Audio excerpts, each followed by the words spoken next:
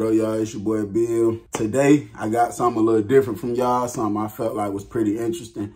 Now, y'all already know, but for those of you who don't know, I tell my prison stories, and I'm hoping that I could touch somebody, especially the youth, into making better decisions. So I ran across something that caught my attention. It's a female that was in prison. And you know, we got 1,000 men telling prison stories. So I felt like, let's give them a perspective from a female end. I had to bring on this girl by the name of Jasmine, AKA Princess Jazz.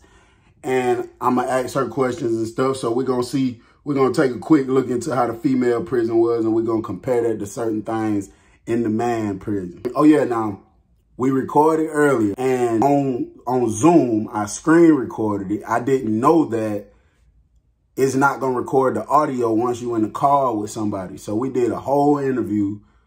It had me so mad because I couldn't hear between me and her. So then I tried on FaceTime. You can't hear it. Then I tried on Facebook Messenger. You couldn't hear it. So I Googled it and looked it up, and then it says that once you engage in a call with somebody, the microphone automatically shuts off because something about the law about people getting wiretapped in the past or something like that. So it wouldn't let me do it. So we just gonna do an audio today, and then I just have to figure out a software or something that I could use. I'm gonna just have to get with some people that I know do it and see what it is, how I got to do it. But as of right now, I'm about to call her on Instagram, and I'm gonna just let y'all hear the audio, and we're going to answer some questions. So let's do it. All right, we back. I got Jasmine, a.k.a. Princess Jazz, on the phone. Princess Jazz, how you feeling? I'm good. I'm feeling good. You feeling all right? I was telling them about, we did a whole 40-minute interview earlier, and the damn thing wouldn't let me put the video on her. Yeah. And that it was just, it really pissed me off, but I ain't going to trip. So can you give us a little introduction? Just tell us, you know, where you from, a little bit about yourself. Well, my name is Jasmine. I'm from Raleigh, North Carolina, but I'm staying Rocky Mount, North Carolina. How was childhood for you, like growing up? You grew up in North Carolina? Yeah, back and forth from North Carolina to Florida. I stayed in Athens, Georgia before. Oh, yeah? Yeah, but it was about just a year or two. Moving back and forth, foster care, group homes. Okay. Things like that. Childhood for me really was rough growing up. Okay. So I want to ask you, so you was in prison, right? How long did you do, like, all together? I did 5 years altogether.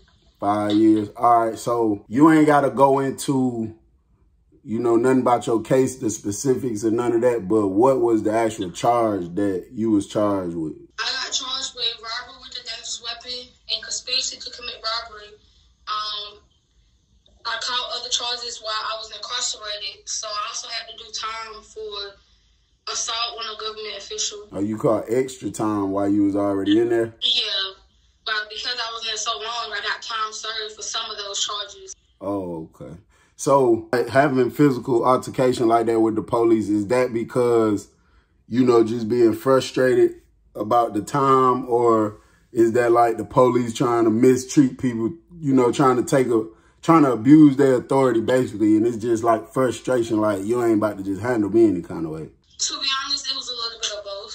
Yeah. The extra time, or the time that I was getting, not knowing when I was actually going to go to court, because mind you, I was in superior court, so you never know. You don't have a court date at all. You just go whenever they want you to come to court. Right. So that extra time did get to me, but also the correction officers will bully and try to intimidate the inmates because they have the higher authority over them. So that ain't just in the man prison where people say, I be capping about stuff with the police.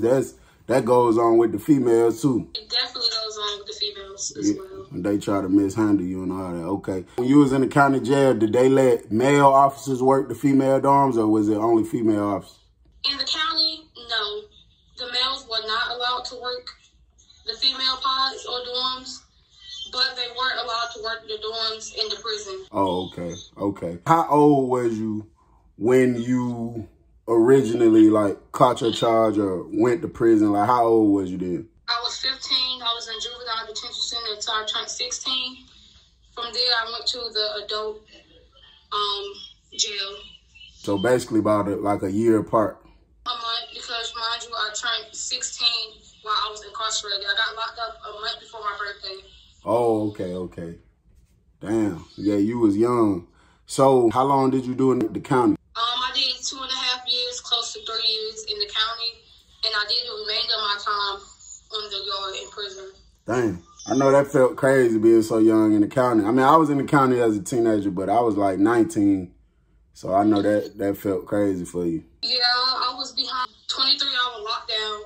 The whole 2.5 years I was in the county. They let me into regular population about 2-3 months before I got shipped off to prison. Did they have you on 23-1 because of your age? No.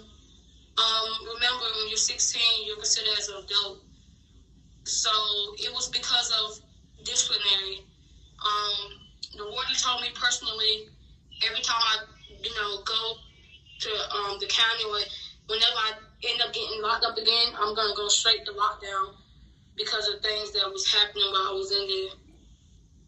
Going back to me having so many fights with the COs and them getting injured and pressure charges and everything, so. Before your incarceration, at any point of your life, did you ever realize, or maybe even when you was locked up already, was it ever a point where you sat back and thought about it and was like, damn, at that point, that's when I started really messing up. That's when I knew, you know what I'm saying? Like it was going downhill. I might be on my way to going to jail or something. Like, did you ever reach a point like that, or do you know what point made you feel like you was really doing, on the wrong path, basically? I always knew I was on the wrong path by the decisions I was making. Right. But, me being so young, I never thought that it would be me to, actually get caught or get caught up and end up, doing time. Once I actually, started doing time and I entered the jailhouse, I already knew that it was over for me. And I was stressed about how much time they was going to give me. Really, I thought maybe because it's my first offense, they'll be easy on me and just give me probation. Because a lot of the people that had similar cases to me had probation, but no, they told me straight up, if you don't take this plea and you take it to trial, you're going to get more time than what you were supposed to get. Because originally they threw me 3 plea deals. I didn't take the first 2, but the last one I took. Okay. Y'all better pay attention what she said, man. She never thought it'd happen to her. You know what I'm saying? I felt the same way. I felt like this will never happen. That'll never happen to me. It can happen to anybody. That's why I stress decision making, changing your ways and stuff like that. Because you could be out here playing games today in these streets thinking it's all fine and dandy. And next week, they be like 10 years or you go to trial and get 30. You know what I'm saying? It really happens like that. So yeah, it definitely can happen to anybody. Age is nothing when it comes to committing a crime. Yeah, they don't care about none of that. Was the county jail versus the actual prison experience, what was the difference between the two? The county jail experience was hectic. It was a lot going on. You're basically in a dorm all day. You don't leave out unless you're going to court or medical. You get locked down 2 times a day. You come out for breakfast, out for a little bit, then you go back in. So yeah, you come out 2 times a day. But the hours is stretched out. Prison experience was a lot more, besides all the stuff, violence and stuff that was going on, it was a lot more smoother. Time flies by because you have things to do, stay productive. They have libraries, school programs, jobs that you can do. And it also went by fast because, when you get a job, it knocks 30 days off your sentence a month. I mean, not a month, it knocks 30 days off your sentence. Oh, yeah. Meanwhile, in the county, you don't get no time knocked off at all. You got to do your whole entire time in the county. So the county jail really just drag action. You just sitting there just waiting to see when you go to court. And in the prison, it was a lot of different stuff you could do pretty much to keep your mind occupied. Yeah, exactly. You actually get fresh air, go outside for 30 minutes to an hour a day. It's your call. In the county, you don't do that. So you don't see the outside. The only time you see the outside is if you go inside you know, the little rec room that they got, and you can look out the top windows. That's the only outside you see, which is the sky. You can't see nothing out there. Yeah, that's crazy. Don't nobody want to have to do that. So on your first day, your very first day in prison, how was you feeling? My first day in prison, I was feeling nervous. I didn't know what to expect. Heard so many stories, seen so many things on TV. I'm young. Everything I see on TV, I'm going to believe that that's how it really is walking into there. You had a lot of people that were in processing already before I had got there. And I seen a little bit of how they was going through the whole process. As soon as I left out of process and they took us on the yard, we got to go through the yard to get to our building. There was a lot of people out there. And, you know, a lot of them is in there for different charges. So you never know if one day they might just, you know, flip out on you, harm you. You don't know if you're going to actually make it out of there.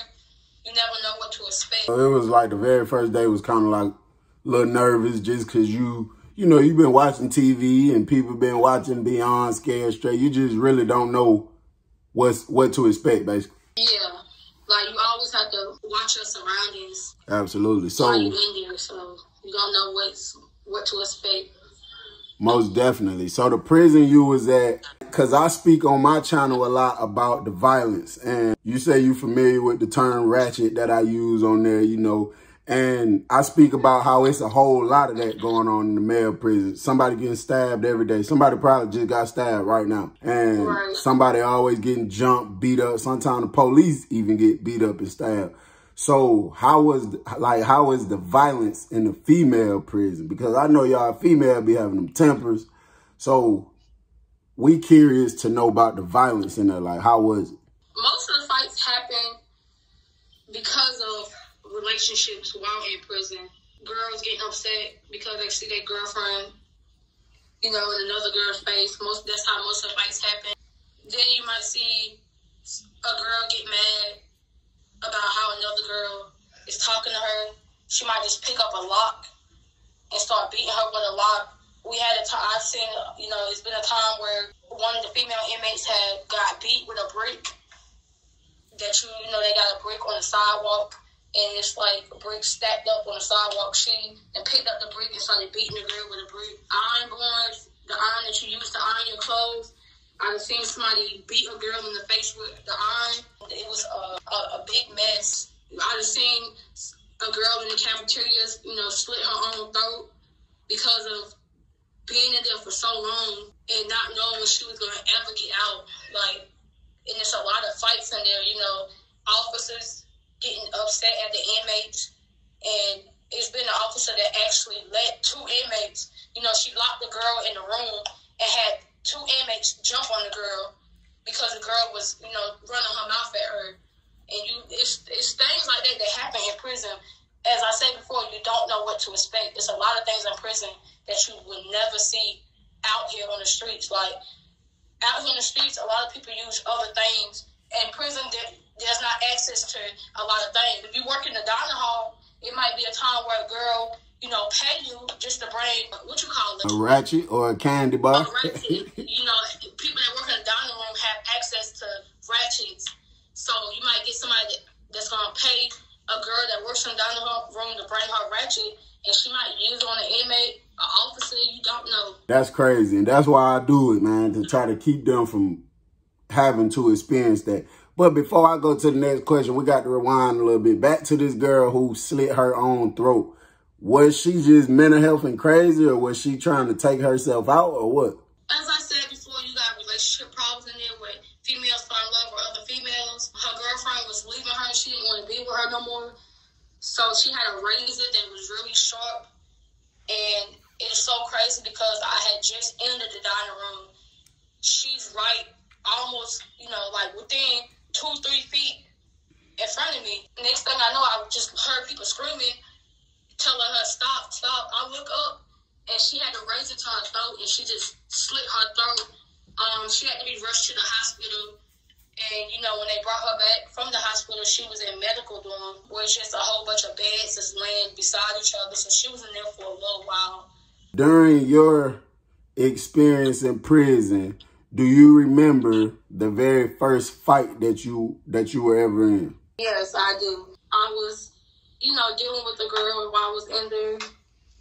Actually dealing with two girls at the same time. I was working with one of the girls in the dining room, and the other girl came in it was lunchtime. She came in and grabbed her tray, and I was talking to her through the little window that they had in there, and the other girl ended up catching me and got mad. She smacked me. One thing led to another. We got to fighting, in the dining hall.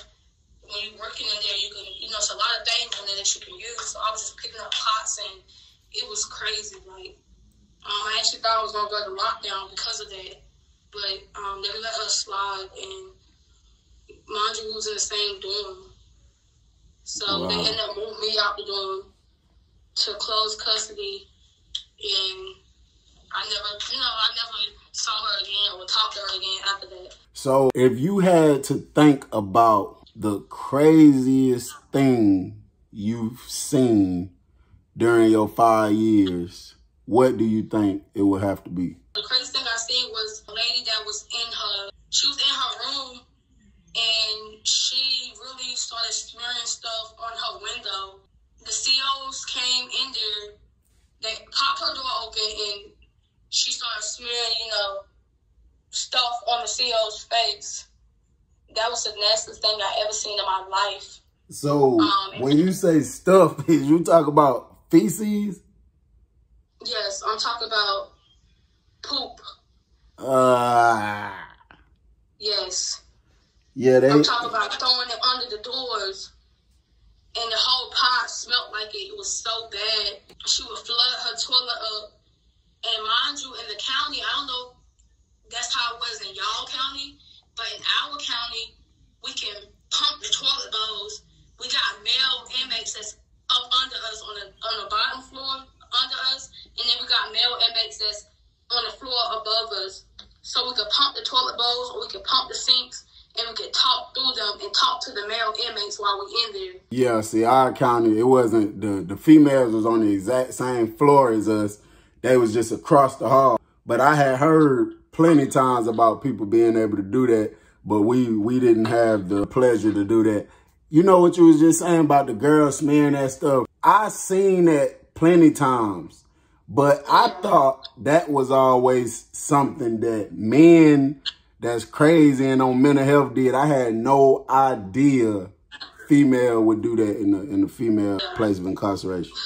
That's not the only thing that they'll throw. They'll throw urine on the officers.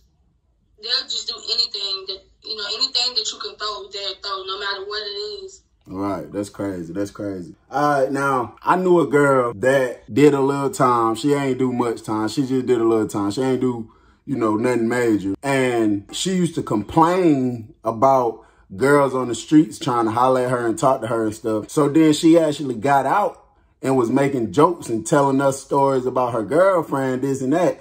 So I'm like, I thought you didn't like girls and you don't like when girls try to holler at you. And she made a joke saying like she was gay for the state.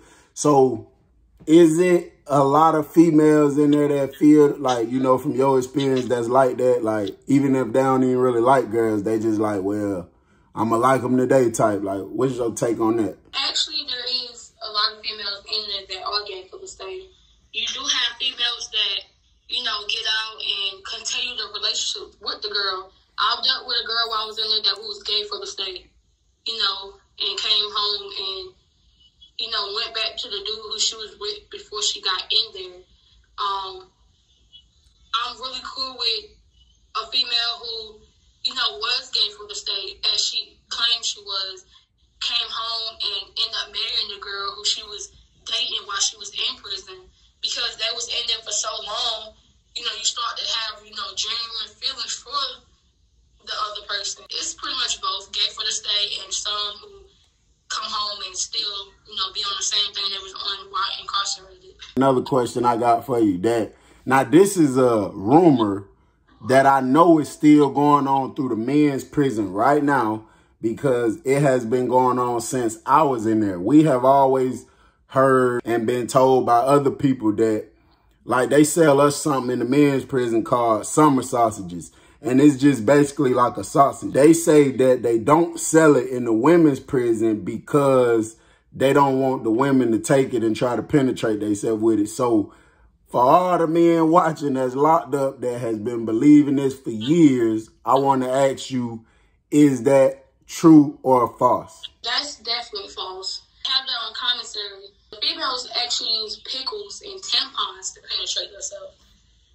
They do not use the sausages, but the sausages are still on commissary to this day.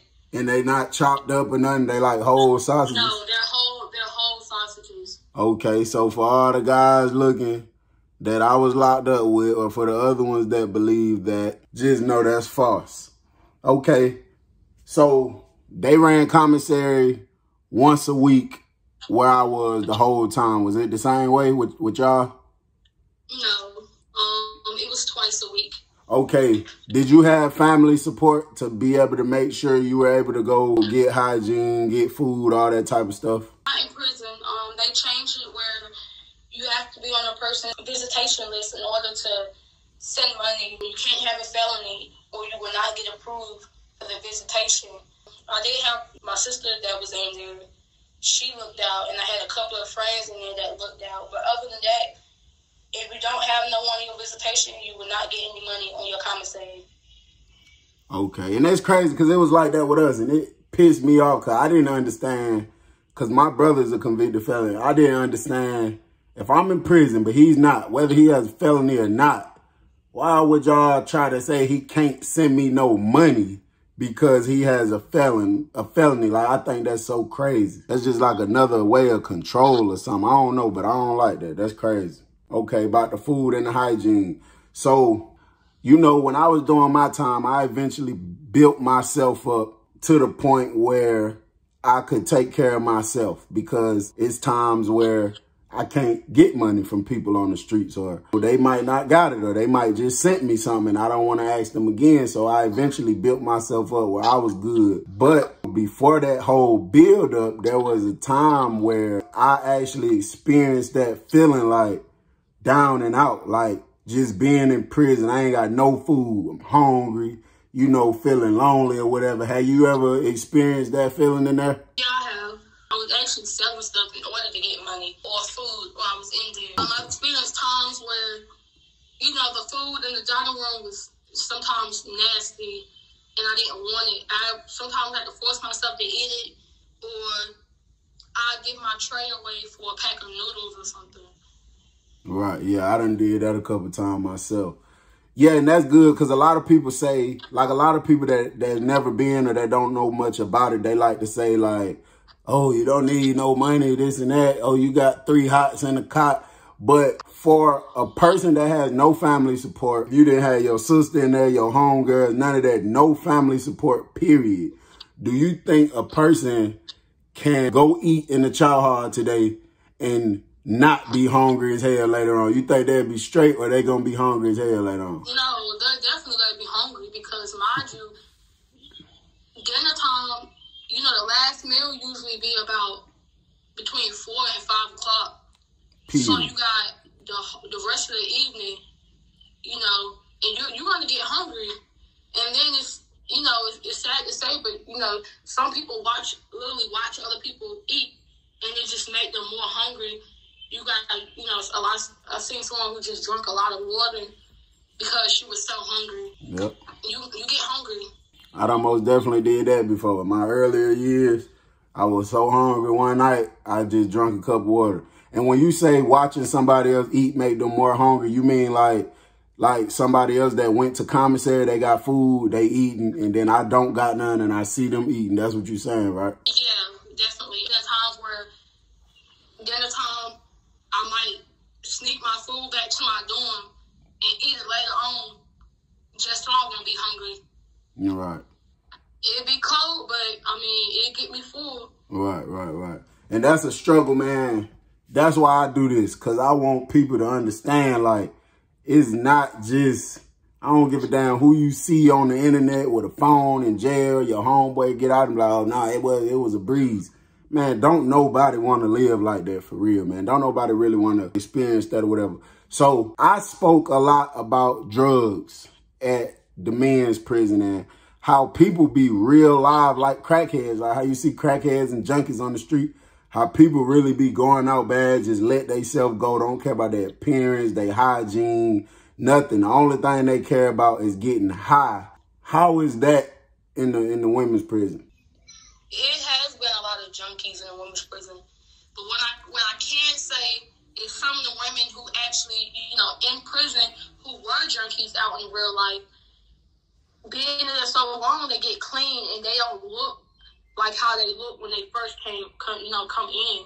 I've seen someone who sold their whole commissary for drugs, or someone who gave away all their hygiene for drugs and had to use the prison soap.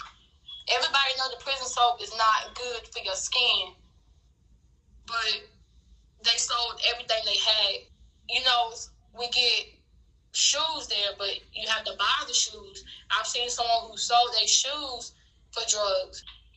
Now, a lot of people in there may not have overdosed on it, but it's been a lot of people in there who have overdosed on drugs. And I'm talking about the drugs that's out on the streets that, that's coming in from the outside. All right. We're going to get ready to wrap this up. What I'm thinking about is I'm trying to specialize in basically like from teenagers to early adults. And I'm just trying to get them to make better decisions. I'm trying to tell my story, get my experiences, and hopefully that motivates them to be conscious of the stuff they out there doing and humble them a little more so they don't have to experience nothing like me or you have experienced. So I know it's a lot of young men that take to me and that look up to me and the things I be saying. So that's another reason I appreciate you for coming on here today, because you're a female, and I know it's a lot of young sisters that's, probably out there on the wrong path too. So if you had like any words of encouragement or just anything to say to the younger women, that's probably playing in them streets or that's just not taking life serious, far as they might got an attitude like, oh, that ain't gonna never happen to me, what would you tell them? It would happen to anybody, really. It's a lot of, turns in life. It's a lot of negativity that's going around. You have to stay strong. Don't give up. If you know that what you're doing is going to get you in trouble, don't do it. Always think before you react to any situation in general. If you know the situation that you're getting yourself into is going to lead you to getting in trouble with the law, don't do it. It's not worth it. Because when you actually sit in there and do time, that's when you're going to think about it. Don't wait until you get, incarcerated to want to change your life around or think about what you could have did, what you should have did, because you should have thought about that while you're out here. You have plenty of opportunities in life, a lot of goals. Set a good goal for yourself. Try to accomplish your goals. Right, because that prison, especially once you get in there, it's easy to get in there, hard to get out. Then it can really hurt you. You know what I'm saying? Like for me personally, I only been out 2 months after doing 9 years, and it's like every apartment I done applied for deny me because of a felony. Every landlord I damn near speak to deny me because of a felony. It's just certain things. Like I was just trying to get a P.O. box the other day, and they like, I need a voter registration card. I can't get it because I got a felony and I'm on probation. Has that hindered you in any type of way from anything, your record? Yeah, job-wise. Jobs, that's another thing. You see a lot of jobs that require background checks. It is places, housing that requires a background check. That really have affected me. And that's why I, tell a lot of females, even my friends who I used to hang with that does things, that has been incarcerated, that just keep going back and back and back. And I just got to a point where I had to distance myself. Like I tell my little sister, don't do nothing that's going to lead you to prison. I did 5 years, been home 3 years, never looked back. If I can do it, anybody can do it. That's right. So you did 5 years, you've been home 3. You did 5 years, you've been home 3 years. Have you been in any more trouble? I have not been in no trouble. That's a blessing. Being incarcerated taught me a lot. That's a blessing. I'm actually happy I did get locked up, because Absolutely. If I hadn't got locked up, the things I was doing out there, I knew I was gonna be either dead or I was gonna be, locked up for the rest of my life. I thank God my crime wasn't that bad to the point where I would never see daylight again. I've thought about a lot of things that I should have did better, but now that I'm able to do things better, I'm taking every opportunity that I can take. Absolutely. And for the people, the younger people listening, when she say, prison helped her, because I feel the same way. I feel like if I would have never went, I would have ended up getting either more time or, I probably would have got killed in the streets because I was doing a lot of crazy stuff. But we may just be the type of people that has to learn from our own mistakes. You know what I'm saying? You got a lot of people that can learn. You can learn from my mistakes without going through it. So don't never take it and think that, okay, well, Jazz went through it, Bill went through it, they made it out. Now, because you might not make it out. You might not be blessed enough to make it out. You might be one that go in there and lose your life, or you might be one go in there, get raped, or you just can't take the mental part of it and you commit suicide. So never think that prison is just not that bad. I don't give a damn who tell you it's not. It is. So we gonna end it with that, y'all. We're gonna make money, not excuses. Jazz, tell us how we can reach you. What's your social?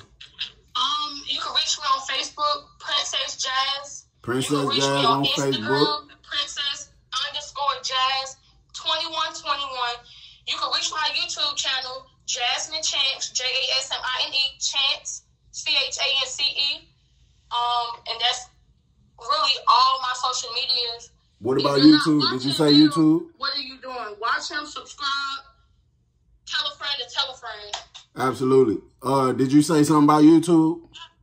Yes, YouTube channel is my name, Jasmine Chance. Okay, YouTube, Jasmine Chance. Do you got any stories on there about your life? I haven't uploaded anything yet, but I have been working on it. I don't know how to do the edit and none of that, so I got a friend that knows stuff about that, so hopefully I can get something up there. Okay, and you plan on, telling your stories about prison, what you experienced and stuff? Yes, I definitely plan on telling my story about prison, and I definitely plan on telling about what I went through. Hopefully my story will, help a lot of females that's going through the same thing that I'm going through. Absolutely. That's the goal. Absolutely. All right, Jazz, I'm going to let you go. One thing about that system, they don't give a damn if you male or female. They don't give a damn if you 15 or 19. They don't give a damn if you 13. I just want people to really make better decisions, bro. I got a real passion for, I want people to understand, because a lot of people really don't know what's on the other side of that fence. You see people on Instagram with phones in prison and you think it's all good and dandy. Everybody does not make it out. Everybody is not blessed to go in there, do 5, 10, 15 years and come out with all their teeth, with both of their eyeballs, without no big cuts going through their neck and their face. Everybody not blessed for that, man. It's a lot of people that go in there and their family never get a chance to see them again. So I really want people to take heed to this. Hopefully this humbles some people, make better decisions. It's your boy Bill. Make money, not excuses. What the feezy?